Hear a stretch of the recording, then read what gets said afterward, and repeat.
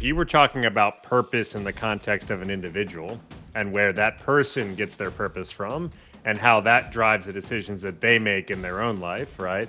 I think that's something that most people, I'm not saying everybody will agree on what the answers to that is, but that's certainly something that most people can wrap their heads around. Like, yeah, like everyone's got a thing that they're going to tie to or a set of beliefs or whatever that is, right? Today, we are doing a deep dive on the 5 forces of great CX, and we're starting with purpose.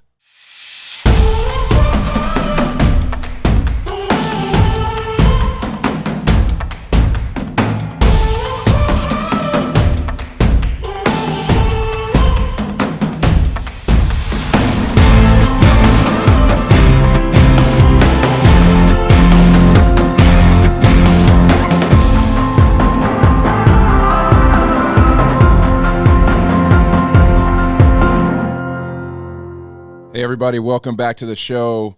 I am so excited to talk about the topic that we have going on today. David and I have put together a great outline. David's really bringing the fire this time. I'll just go ahead and try to prepare you folks for what you're getting ready to deal with. Oh, come on, man. Don't set me up like that.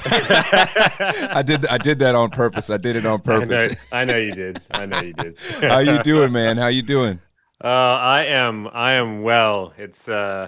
It's that I don't know. Everyone either hates this time of February or loves it. I just you come off the holidays, you get that month of like having to recalibrate. Like for me, man, this is like one of the best times of the year where it's like you're calibrated and it's like go, So I love February, March. Some people I think it's like the worst time of the year for them, but for me, this is like wake up every morning like, man, it's still early in the year, but we know what we're doing. Like this is good, man. No, that's awesome. I can relate to that. Like you know what you're doing. Still feel like you got time. It's early in the year. No doubt. I'm generally not a fan of the temperature. It's not how I like to get down. We're still getting beat up here in Richmond a little bit on that front. It's sunny, but it's not warm. So yeah, there's that. Yeah, I mean you now, and I'm complaining. I'm down here in Georgia. You guys definitely have it worse by my standards, right? Like some people enjoy the cold weather. I'm not one of those cats. I'm not one of those guys. But I love that. I love your perspective on that, and I do enjoy that part. That like this part of the year for that is kind of setting goals, dreaming about what can be, and hitting the ground running. Man, I do love that. So purpose is one of what I've been calling the 5 forces of great CX, and I wanted to talk about purpose first because it's fundamental, right? We're going all the way back to in the beginning, right? We're going back to Genesis here. Why does your company exist? Asking that question, right? People have all kinds of reasons why they get in business, right? Worked at a number of places, followed a number of companies. You can tell that people have all kinds of reasons for going into business, and those things come through. Those things wind up coming through in the way that those companies do business. It's really, really hard to hide that over time. Some people are super good at the rah-rah game, but eventually it's going to come out. And I love some of your thoughts here on the way that you kind of define that purpose. It's easy for some entrepreneurs, right? For some entrepreneurs, there's just such a strong sense of that. It is intrinsically a part of the way that they do things. And for other entrepreneurs, it's not so easy. Can you talk a little bit about kind of some of the way that you think about it? Yeah, man. I mean, I think that the first thing, or maybe one of the things that makes it hard for some folks is, if you look at an organization or a business, it doesn't matter if you're early stage or not. That it's still a living, breathing organism, right? It's not a lot different from an individual in that sense. And so I think even as we kind of have this discussion today, for me, like a nice sanity check is always, if you were talking about purpose in the context of an individual and where that person gets their purpose from and how that drives the decisions that they make in their own life, right? I think that's something that most people, I'm not saying everybody will agree on what the answers to that is, but that's certainly something that most people can wrap their heads around. Like, yeah, like everyone's got a thing that they're going to tie to or a set of beliefs or whatever that is, right? Um, and so I think for most people, that's pretty easy when it comes to an individual. For some, at the company level, at the organization level, that's a very natural extension of like, yep, but I'm going to go ahead and start this thing, but it's the same, right? It's built on certain principles. It's built on we have a purpose for existing. Um, for other folks, though, they kind of create this brick wall between the two, and they say, well, this is just business, though. So all we're going to do is we're going to put this piece in place, and this piece in place, and this piece in place, and then we're going to hit go, on the machine, and it's going to kind of spit out this other thing.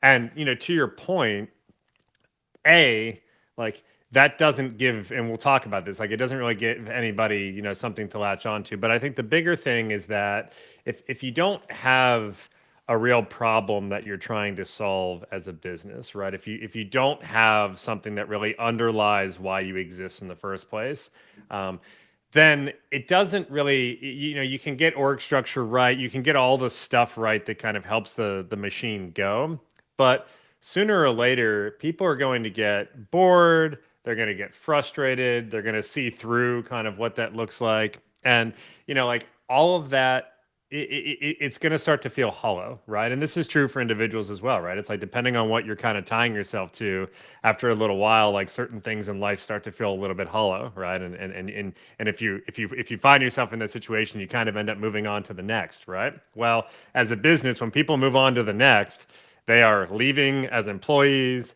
they are going to the competition as your customers, et cetera, right? So it is as important for companies to really say, like, who are we serving and what are those problems that we're solving, so that folks have the ability to really attach to that and start to apply some trust.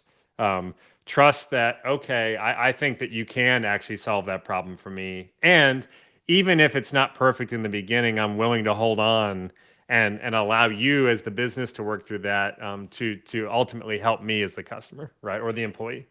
Yeah. Yeah. I mean, there's a very, very interesting effect that it has, that having a strong sense of purpose that is in the forefront, that it has on employees, right? That has on customers, that grace that winds up getting given, Yeah. because that higher sense of purpose is aligned. People are willing to say, all right, this thing isn't perfect, but I understand their intentions, and I agree with those intentions, so I'm not just going to switch on you.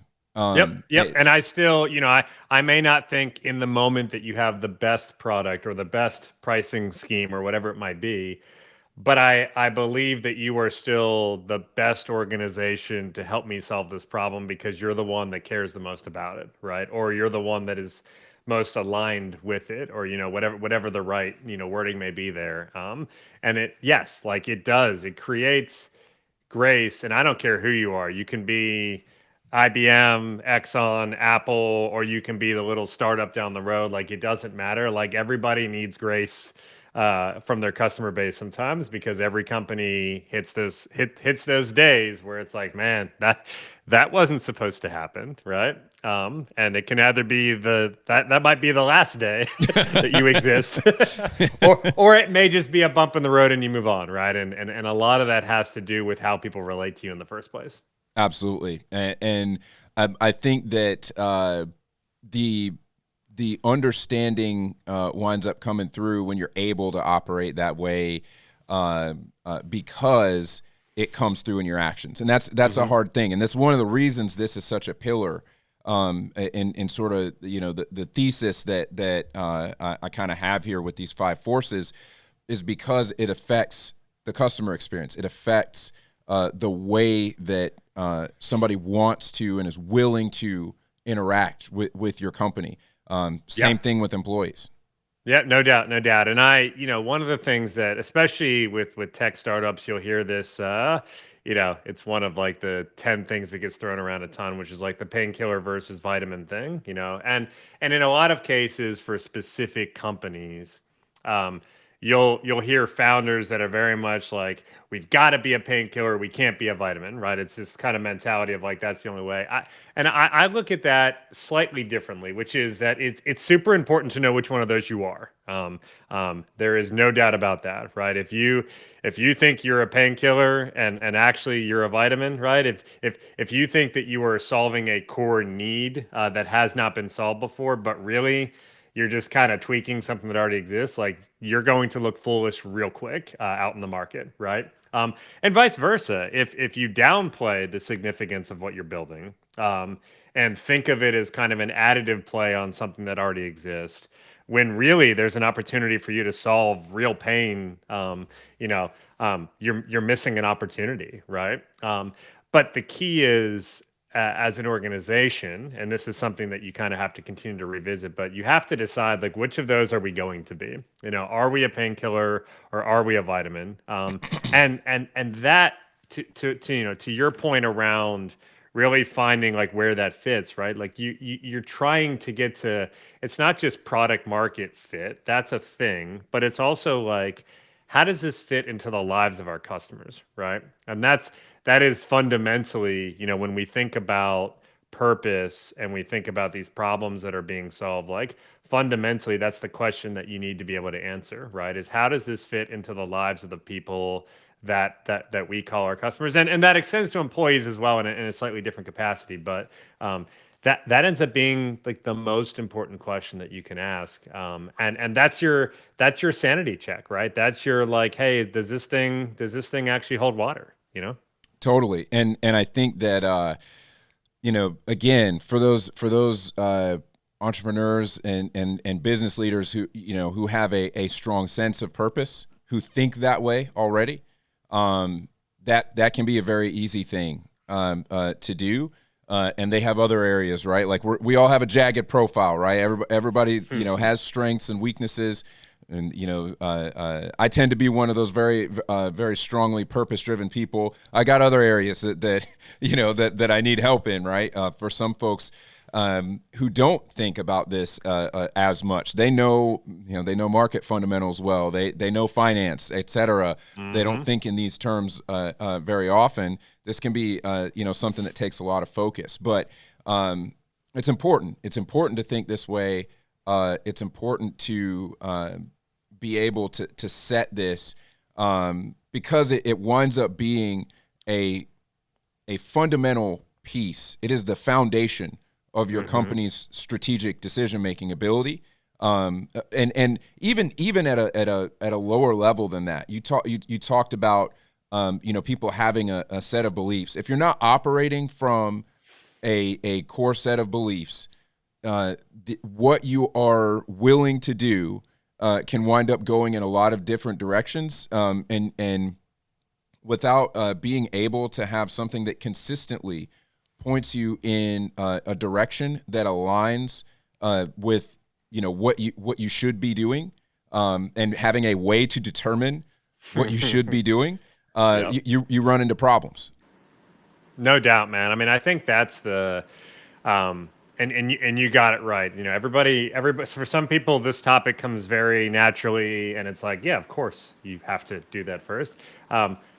Most people would nod their head to it, but I do think there are a group of folks that just like this doesn't come as naturally, right? Because they might be a bit more cerebral, or they might be more focused on the mechanics of, well, how do you execute on this, which is great too. Like it takes all types, but that isn't to say that it's okay to kind of operate without purpose, because the truth is, for all of the operating that you want to do, for the decision making that you're going to need to do, all of that, right? You hear, again, back to like all of these buzzwords that tend to like get injected into every startup book. It's like first principles is another one of those, right? Where it's always like, well, fall back to first principles. Okay, but here's the thing, like when you're distilling that down and trying to compare it against where you're headed, trying to, like, if you don't have anything to actually compare it against, then it doesn't really do you a whole lot of good to distill something down into its core pieces, right? You can go through the exercise, and that's great. That gets you part of the way there. But if there's no OS that you're tying into in the first place, at the end of the day, what is that really going to get you? I'm old enough to remember, when you still had to actually buy. I mean, maybe I'm not old enough for the big old floppies, but I'm certainly old enough for the like those CDs still came in the mail if you wanted to install software. And like, if you had a Mac or even a 386, but that thing was made for a 486 PC, like it just wasn't gonna work. Like it doesn't. Like you can put it in as many times as you want. That's never going to work on your machine, right? And now it's like, okay, well, I clicked the wrong button on Chrome. Let me open up the other one, and it's the pain isn't quite as real anymore. But that OS is critical, and the software that runs on the OS only exists because the OS is there, right? And it's that same type of concept of, you want the ability to be able to tie back. And you mentioned the word consistency. For me, especially as a leader, consistency is overlooked so often. And consistency can mean a lot of things. A lot of people will tie that to habits and cadences and all these sorts of things, which are important. Those are good tools.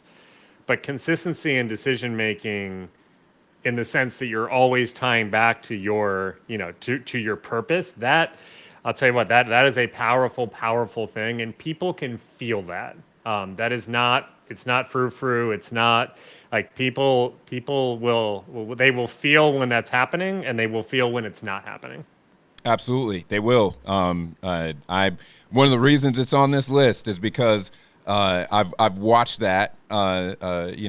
For 20 years I've watched that, and realized that it is such a driving force for people's decision to engage themselves, for them to decide that they are going to give more of themselves to something. No doubt. For somebody being willing to pay more, for somebody, as we talked about before, being willing to give grace. It's such a driving force of that. People can absolutely feel that. It tells them, without them having to collect a lot of other information, it tells them whether to take you seriously. It tells them whether to trust you. And so it's you're absolutely right.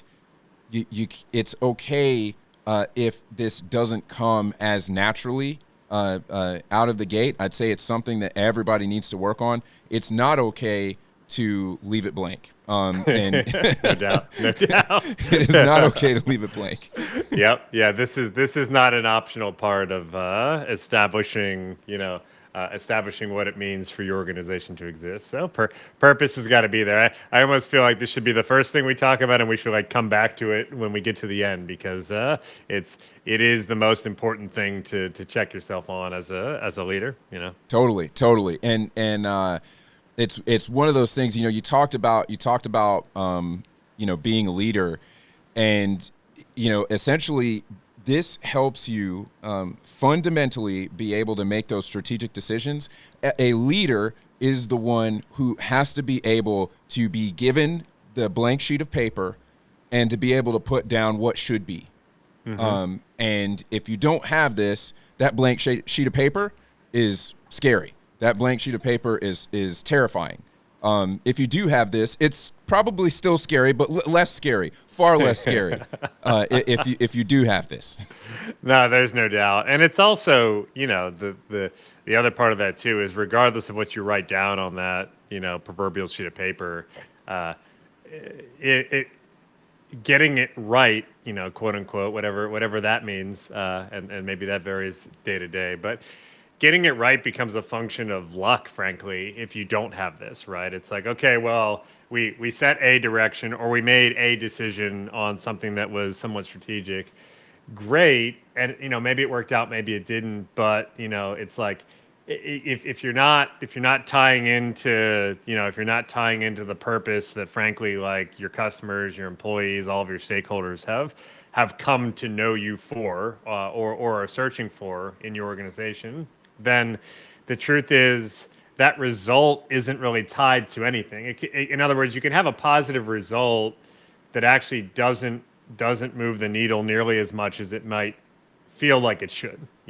Like, hey, that was a win. Well, okay, yeah, that was a win, but when you have that thing come up again, guess what? You're basically going to be starting from zero again, and so it doesn't really move things forward. Yeah, no, that is you're absolutely right. Been in those situations many times where it's like, man, like it was some progress, but it felt like it should have been bigger. We should have been able to leverage that more. Yep. What's going on, and feeling like you're just kind of hitting the numbers every now and again as opposed to having the sauce, having the formula down. Yep. That and that ties in as well. This other point that you have about it elevating your thinking beyond short term transactional thinking. I love that, man. I'd love for you to kind of break that down for folks.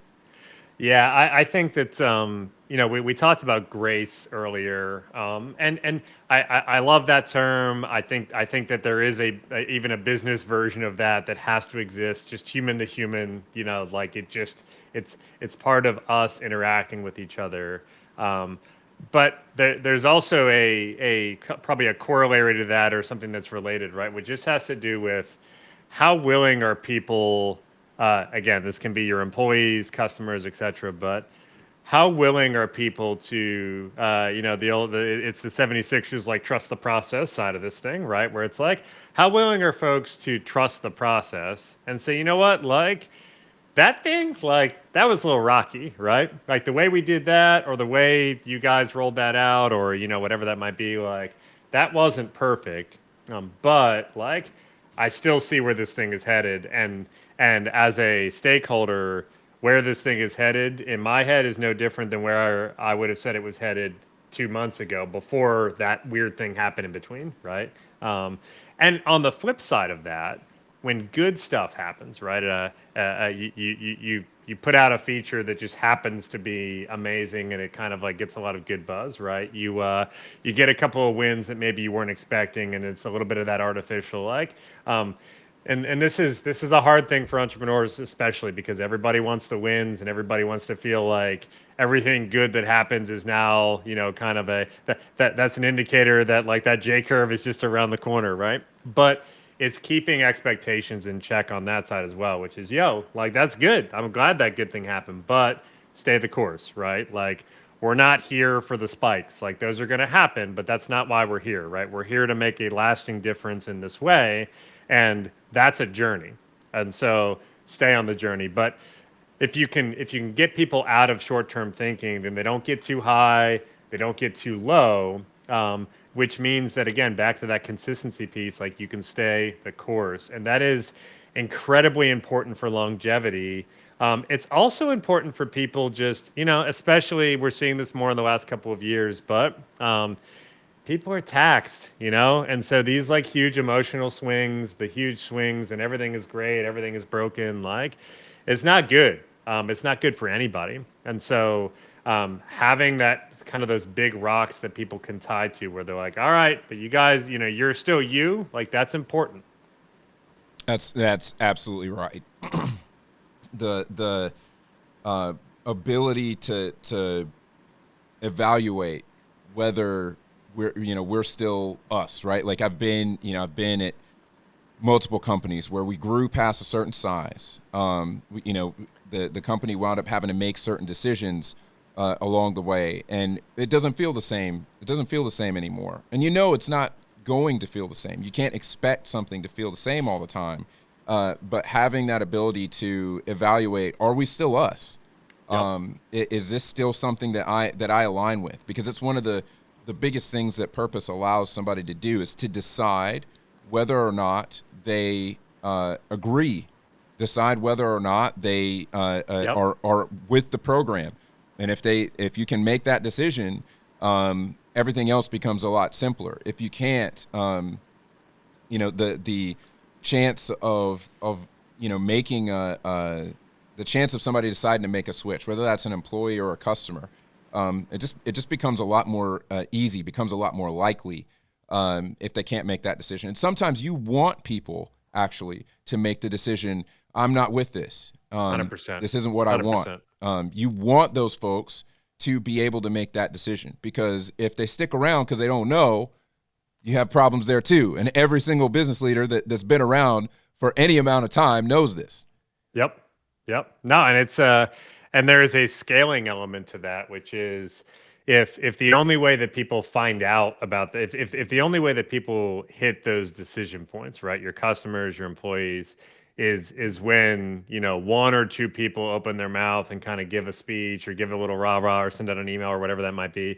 If that's the only mechanism that you have for communicating, I'll put purpose in quotes, because at that point it's not so much purpose as it is like, this is the thing that I think is going to play in the moment, right? With this particular group of people, and that's not purpose. That's manufactured words for the, you know, for the sake of maybe getting some smiles or whatever. But if that's the only mechanism that you have to get that out, then you will always have the bulk of your folks will be stuck in the middle. And you are exactly right. That's a bad place to be, because there are going to be times where they appear to be on the boat only for you to find out that they are not on the boat at all when the rubber hits the road, you know. And vice versa, right? There might be times where things look worse than they really are, because you just didn't give somebody something to opt into. And I don't mean that from a tactical standpoint, but I mean emotionally, like from a purpose standpoint. Like, are they opting into what you're all about? Like, you want people to make that choice. You want people to have a feeling of what that purpose is, so they can make that choice without having it sort of shoved down their throat, you know? Yeah, no, I mean, I love that, because that whole yo, I'm in, but I'm not really in Yep. thing. You only find out, like you said, when the rubber meets the road. You find out at the worst possible time That's that it. somebody That's is it. not It's in. never. I was having this conversation this morning with some guys about, you know, it's, as humans, I think we like to take difficult situations that we might read about or hear about, and our natural sort of safe way of internalizing those is to take that thing and attach it to us at a time of strength, right? And say, okay, well, yeah, like we can, you know, as a company, as a person, like we can probably handle that. It's like, yo, it never happens that way though. Like, you know, when that thing is going to hit you is when you were at your weakest point, right? It's going to be when you can't afford to do that thing that you now absolutely need to do, right? Or when you don't have the time to pontificate, you don't have the time to do the research, and you're going to have to decide right now, right? And to your point, like when you scale that out to your customers and to the folks that rely on the organization, it is in those moments that are no longer within your control as an organization. You don't have the ability to control that narrative or that situation. And so it's going to come down to like, are those folks in it or are they not? And how and what is that tied to, right? Is it tied to that last like rah rah thing you threw out for the quarter, or is it tied to the ethos of the company, right? Is it tied to the purpose? And that's a big difference. Totally. No, there's it, and that is, you know, there's people are always making, they're always making decisions, day in and day out. Every time somebody decides to use your product, use your service, they are making a decision about whether to continue to do that.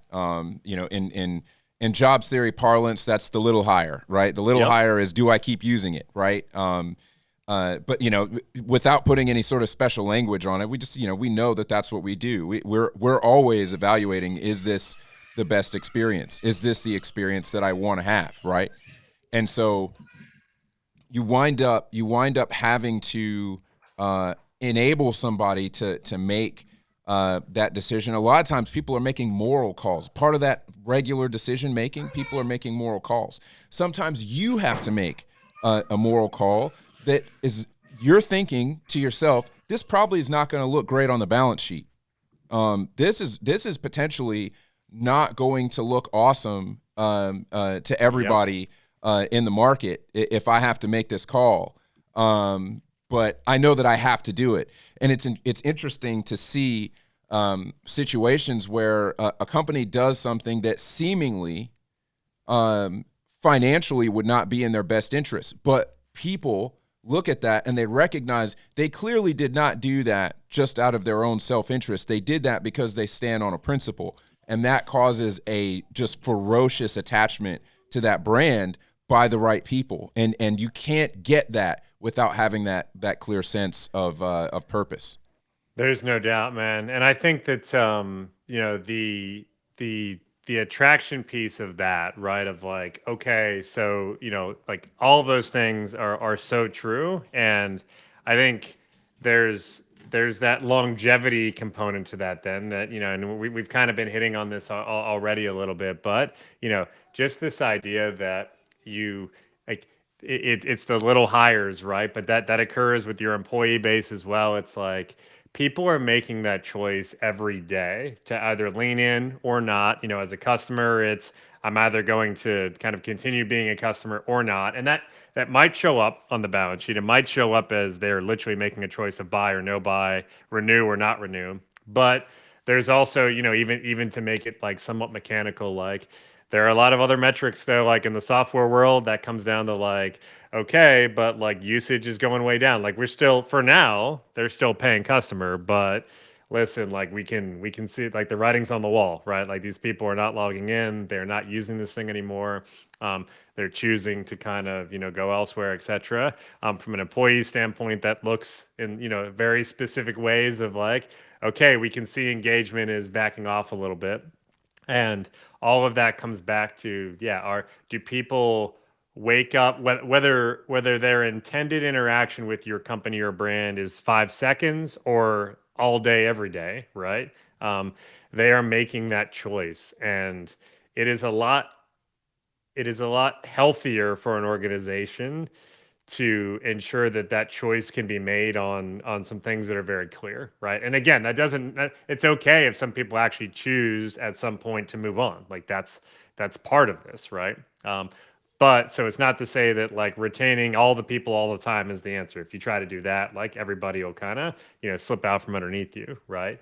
But there is an element of it's not it's not just about attracting in the short term and maybe getting the right buzzwords out there that would cause somebody to be like, "Ooh, yeah, I like that purpose." But it's about how often that person still feels inclined to make that choice so that they stick around, right? Which for any business, I mean, that's how you grow, right? You know, net new is great. Obviously, you want to be able to branch into new markets, new logos in the B2B world, et cetera, like all that stuff, of course. But keeping people around, finding ways to increase value to your existing customers, like that comes from that strong sense of, you know, I want to be a part of what these guys are doing. Absolutely, man. Absolutely. That is huge. And I think that you know, that whole concept of attracting, right? We're always either attracting, or we're either always attracting or repelling somebody Hmm. from our company. We're always doing that. And you know, when we have this strong sense of purpose that comes through in our actions, comes through in our words, comes through in the way that we do our day to day. You know, people are either attracted or repelled. The right people are attracted. The wrong people are repelled. Or you know, to get moral again, they might be repelled if your purpose is wrong. If your actions are wrong, they might just be repelled because of that. No doubt. But you know, we're always doing one or the other, and that sense of loyalty is what comes from continually attracting somebody with that. And so I think that it is something that you got to watch out for, because if you don't have that there, if you don't have that, if that strong sense of purpose isn't coming through, especially to your employees, right? Let's talk about employees for a second. If that's not there for those folks, you wind up putting somebody in a situation where they don't know, you know, what you talked about, the middle, that sort of like, Hmm. you know, that squishy middle where you don't know. And you know, it's the sort of thing that if you do that, guess what? You created a culture that is prone to attracting clock pushers Yep. because they just need a job, right? And anybody who's ever led a business knows that somebody who just needs a job can be helpful for a bit, but when the rubber meets the road, that person is not as invested as you need them to be to help you and everybody else at the company get to where you need to go. No doubt. No, I mean that's the and I think that's why, back to the painkiller versus vitamin thing. I think that's why a lot of especially early stage entrepreneurs will have this kind of like heavy visceral reaction to you don't want to be a vitamin, right? Because and this is correct thinking in the sense of I think their version of the vitamin from a customer standpoint is you don't want that non-committal customer that's going to use you for a month, but then as soon as the next shiny thing comes out that's like a slightly better vitamin, they'll just jump to that one, and you're kind of left in the cold as an organization. Like that's kind of the underlying thought. I think we all know that, but and this is true like from an employee standpoint as well, where it's like, but that isn't the only definition of a vitamin, and it's not the only definition of how you engage your employees, right?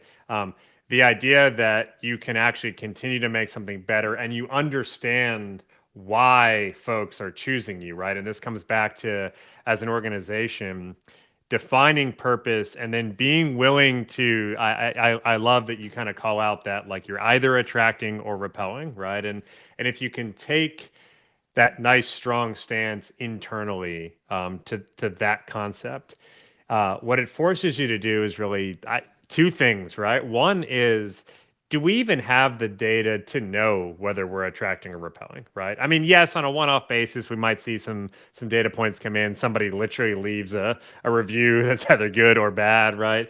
Maybe some employee feedback, or we run like a NPS, like for employees or something. Like those are all tools, but do you even have the data to really know, like, are we attracting or repelling, and not just like overall, but with meaningful, cohorts broken out that actually suggest that you're doing that with the groups of folks that you intend to attract or repel, right? And the other thing is like, are we being when it gets hard, right? When things get busy and you're struggling to scale, and maybe COVID hits and all the other stuff that happens to businesses that makes it hard. The easy thing to do is to say, okay, like it doesn't seem like people hate us, so we're just going to go ahead and like be okay with the fact that it's somewhere in between, versus we need to keep revisiting, like, are we attracting, are we repelling, and breaking that down into those cohorts that matter, right? Because into those business problems that matter, like for the people that have the problems that we set out to solve in the first place, are we continuing to meet those problem sets in the way that we are saying we're meeting them?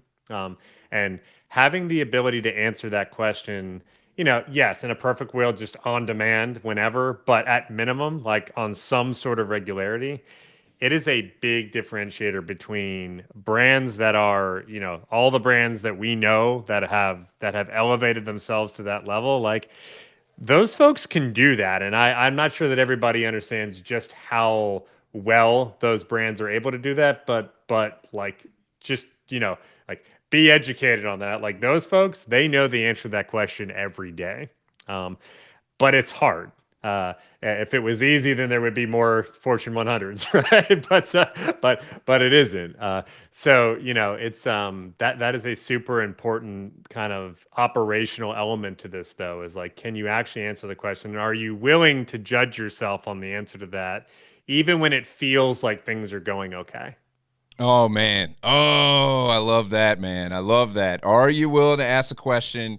Yeah, when stuff is going swimmingly, are you willing to ask the question? We're not saying to second guess yourself. We're not saying that. We're just saying to, always do the check, right? Always do the gut check. Yep. And that's huge. You talking about brand here. I mean, purpose is a massive part.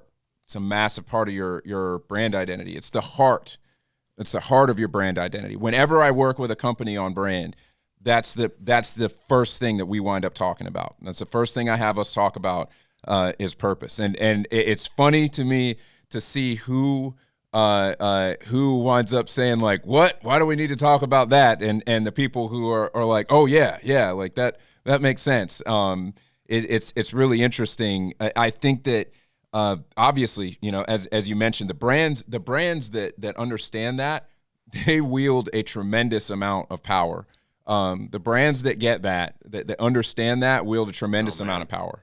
Yep. And it's, one thing that just to kind of put it into like nice layman's terms, right, is like just there's that gut check as a customer of like, do I feel like a brand is chasing somebody or not, right? And that's just a nice little litmus test. But I mean, you're in Atlanta, like you've got two good examples with Chick-fil-A and Coke of like Chick-fil-A is not chasing McDonald's. I'm sorry, like that. No, there's nobody in their right mind that would be like, yeah, man, it seems like everything they do, they're just trying to catch McDonald's and Subway. Like, no, that's actually not like no one thinks that, Not a right? thing. Not a thing. Like no offense to Pepsi, like love the halftime show mainly because I'm old and whatever. But like, listen, nobody thinks that Coke is chasing Pepsi. Like for the last 20 years, like as much as Pepsi has tried to change that narrative, like there is not one person that's like, yeah, man, Coke just keeps trying to catch up to Pepsi. It's like, no, it's like, but you ask people if Pepsi's trying to chase Coke, like, yeah, most people are gonna be like, yep, they're just nipping away, right? They're just still trying. And again, like, no offense to any of the brand, like, only one person can be in the big boy seat. I get that, but there is something to be said for like there is a when your brand hits that point, like you are no longer chasing, and no one thinks of you that way. So when you make changes, people don't think that you're making that change because you're trying to keep up with the Joneses. People think you're making that change because you believe that it's the right thing to continue to fulfill your purpose. And like, man, that is a big difference, right? I mean, just flat out. And I'm not to say, you can Taco Bell's the king of like the gimmicky, like, like, and they've actually built, it's funny, like this is sort of like a weird meta thing, right? They've almost built a brand on being gimmicky, Yeah. to some degree. Like that's kind of an inception thing that we don't need to get into, but but the point is like that ability to stand on your own 2 feet and say, hey, like when we do things, everybody knows it's intentional and we don't even have to say it. Versus, all right, we're gonna do this thing, and everyone's probably gonna think it's because we're trying to chase, and so like it's a big difference. Absolutely. Yeah. I think that one of the great examples for me is like, something happens or, Apple makes a decision. And my assumption is that it was a very purposeful decision. And I have to be willing to like take off my fanboy hat and say, okay, like, but why did they really do this? Yeah. But it's funny to get in discussions and, with my friends and they'll make the assumption, oh, they just did that because like they can charge that much or whatever. The people who are turned off from Apple, Yep. like that's their position. Sometimes it's rational, sometimes it's not. But like, yeah, the ability to get that trust, from people that says, okay, they clearly made this decision because it aligns with their purpose. It's, I know that that's how they operate. I've seen them do that long enough. That's Yep. how they operate. This is probably the reason why they did this. Is super, super impactful. And you kind of touched on the whole idea of not chasing somebody. This is what helps you to get in that position. This is what puts you Yep. there. All the companies that are in that spot who are not chasing anybody, they got there because of purpose. They have purpose. They make decisions based on purpose, not based on what their competitors are doing. And I'm not saying that it happens that way every single time, right? Nobody's perfect. But the ones that are in there that stay there, that's how they got there.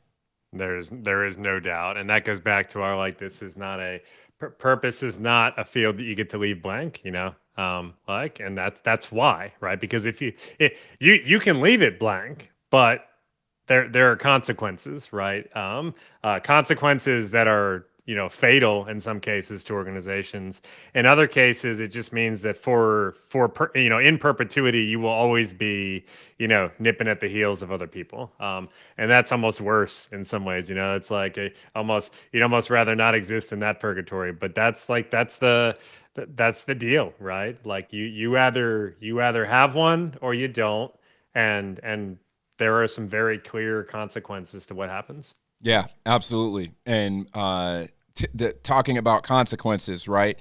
I want folks to consider a couple insights from Jen Lim over at Inc. Magazine. I've mentioned these on the show before, but they bear repeating here. So she writes, two researchers, Millward Brown and Jim Stengel, developed a list of the world's 50 fastest growing brands. FedEx, Coca-Cola, Starbucks, for example. and based on 10 years of empirical research involving 50,000 companies. This is known as the Stengel 50, and it was found that those purpose-driven companies saw 400% more returns in the stock market than the S&P 500. 400%. Only 400. Only 400. Yeah, man. You know, like, Yeah, what do you say to that, right? Yep. I Yep. mean, No, it's wild, right? And it's like it's funny when we say all this stuff out loud, it makes sense, um, but it, for whatever reason, it's for some folks, it's still hard to start there. But yeah, man, like that's pretty black and white. yeah. I got another one for you. Great Place to Work found that 85% of employees at Fortune 100 companies, they reported that special meaning and it not just being a job came from having that purpose. That companies that are purpose driven, their employees say that this is not just a job for me. Those employees are 11 times more committed to staying at the company, 14 times more likely to look forward to coming to work. That is giant. Anybody who's ever managed anybody knows how giant that is. And that is, we talk about consistency in decision making, decisions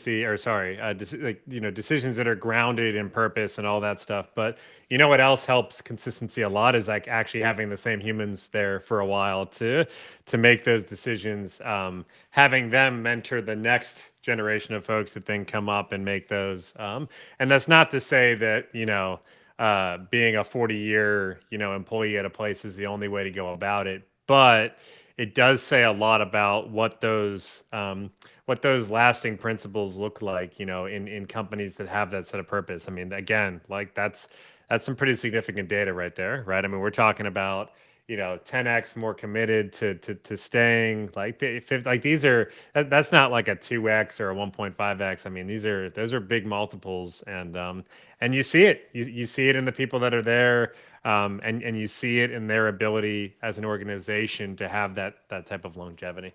Absolutely, man. Absolutely. And again, what we're talking about is the thing that helps you predict your ability to generate these awesome results, right? Having that there allows you to do it. I think you said it well when you said that the premium brands they have that strong sense of purpose that's clear, and they always have that strong sense of purpose that's clear to the markets that they serve. Dude, 100%. I think that again, these are it sometimes takes stepping back, if for leaders that are in it and every day is kind of, the usual chaos and it can be a little bit of a circus and all that fun stuff, but like you have to be able to step back for a minute and look at some of that raw data and just or just a straight gut check on, hey, what are those brands that I actually attach to? What's the reason for that? For the brands that I have a strong attachment to, what's the reason for that, right? And as any consumer, which we all are, that's the fun thing about this stuff, right? Is like you don't have to like there's no layer of translation here, right? You don't have to say, well, what if I was a consumer? Well, okay, but you are. So like you just have to put yourself in that position and say, like, what is it about those brands and those companies? And it becomes very, very clear. That level of attachment, the reason that you're able to do that, and what that means to you as a consumer, and then the market at large. It is. It is not a minor thing. This is important stuff, and it drives all the things that we've been talking about today. Yeah, man. I can't even add anything to that, man. That's the perfect bow on it.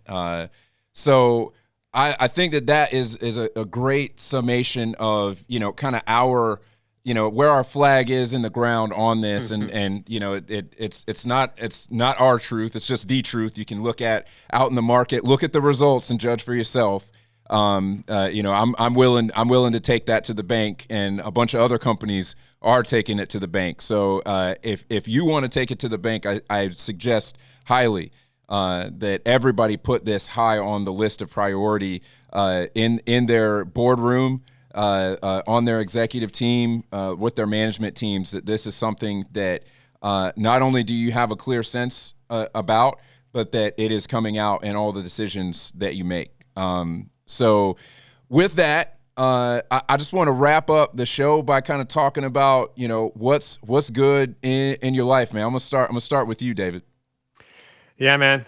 Reading a couple books right now. I'm that guy that's got like 6 books on the nightstand always, which I don't know, seems a little bit inefficient, but that's just kind of so I'm always reading like 3 things at once instead of just knocking one out, which would probably be smarter. But I've been rereading the Culture Code by Daniel Coyle. Part of that is just like right now for me, like that's a super interesting topic. Obviously, it's interesting at large for a lot of people as we see what's happening in the job market and just like what companies are trying to produce. But just revisiting some of those topics around transparency, vulnerability, like what it means to actually build real culture. Funny thing is, like we're talking about purpose in this conversation. Like, guess what? That's a part of that equation as well. So, yeah, man. So enjoying diving back. It's a book I've read a couple of times. It's an oldie but goodie, but one that I'm back in. And then my kind of, I say this, I mean, it's probably not fair to Mr. Smith because he's a businessman, but I was going to say my non-business book at the moment. I'm reading Will Smith's autobiography. I'm always fascinated by folks who have managed to just have their hands in a lot of things and be successful at a lot of things, at least in terms of output, right? And I'm not like, and actually, I think his book's a good example of like pointing out kind of the details of like it's not easy, and frankly, like it can be pretty ugly under the covers sometimes. But like just the sheer output and how you even like shoulder that load as an individual is always fascinating to me. You look at, man, I'm watching the Super Bowl and like The Rock's doing the intro. I'm like, how did that guy like isn't he doing like 57 other things? Like how did he get his butt to LA to be doing the intro? I like did he even have time to practice it, or is he just riffing like in front of 100 million people and hoping it goes out all right? I So thought the same thing. these dudes like and women too, like the people that are just out there like whoa, like I don't even know how you do all those things at once, but I'm interested. So like let me read up on that a little bit. So yeah, man, that's what I'm diving into these days. Oh, that's awesome, man. Yeah, no, I thought the same thing when I saw The Rock up there. I'm like, dude, what are you not doing right now? Yeah, yeah. Aren't you busy? But back to my childhood, The Rock was my favorite wrestler. When me and my cousins would pretend to be wrestlers, that was my guy. That's who I would pretend to be. And I think that for as long as he's done that, they could have just got him out of the stands, handed him the mic, and say, "Hey, Dwayne, so introduce these 2 teams," and he would have done it just like that, easy. There is no doubt. There's no doubt. So mine is I'm finally going to read. I just picked the book up. Finally going to read The Innovator's Dilemma. And like this book is famous. It's by Clayton Christensen. It's a famous book, classic business book. And it's known as one of the only business books that Steve Jobs ever admitted actually impacted his life and the way he does business. So I think I've put this off long enough. I read Competing Against Luck, which was kind of the reason I put it off was because Competing Against Luck is considered to be the actual, the sort of crystallization of the theories that Clayton was poking at in The Innovator's Dilemma, but it still gets so much hype that I'm like, all right, man, I can't sit on this any longer. I need to go ahead and read this thing. So I picked it up. I'm gonna read it. Maybe some point we'll do a book review on it. But it's a great book, man. Yeah, I think you'll enjoy it. Oh, of course you've already read it. David reads everything, man. This guy is so cultured, man. I don't know about that, but that one's on the list at least. Yeah, man, that is awesome. Well, yeah. So I think that you got a great list of just stuff to be able to go and grab onto if any of the insights that we talked about are actually, valuable to you at all. These are some of the sources. We're giving you some of our sources. These are some of the places that these insights are coming from. I'm always trying to get stuff from people who I consider smarter than myself, these are some of the places that I've been able to find it. And I love I feel like I'm getting cheat codes here because I'm getting some of David's reading list, because David I'll brag on him. He's pretty daggone smart, and I'm trying to steal some of his intellect there. Man, I don't know. I was about to say that it's pretty easy for me to find people that are smarter than me. So I want to meet those people too. But folks, if you enjoyed what you listened to, we would really appreciate you liking, subscribing, leave a review for the podcast on iTunes. Really appreciate you tuning in. Feel free to follow us online. We're both on LinkedIn. Devin Smith, David Antoline. And until next time, keep outserving your competition on your relentless pursuit to become an experienced leader. Thanks for watching, everyone.